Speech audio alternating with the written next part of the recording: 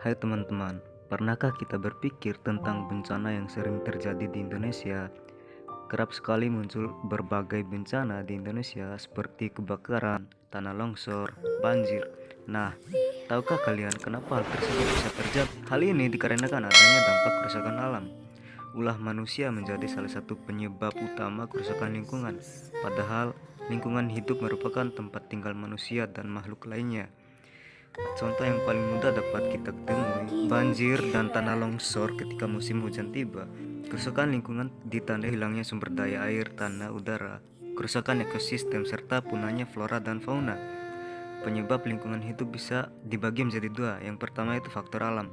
Faktor alam seperti letusan gunung berapi, angin puting beliung, gempa bumi, tsunami, dan lain-lain bisa menimbulkan kerusakan lingkungan, contoh kematian hewan, kerusakan rumah, dan lain sebagainya. Ulah manusia. Kerusakan lingkungan hidup akibat ulah manusia ternyata lebih besar dari banyak dibandingkan kerusakan yang disebabkan oleh faktor alam. Hal ini dipicu oleh aktivitas atau perbuatan manusia yang tidak ramah lingkungan, contoh penebangan hutan, pembakaran hutan, membuang sampah ke sungai, dan lain sebagainya. Contoh kerusakan lingkungan hidup akibat ulah manusia. Kebakaran.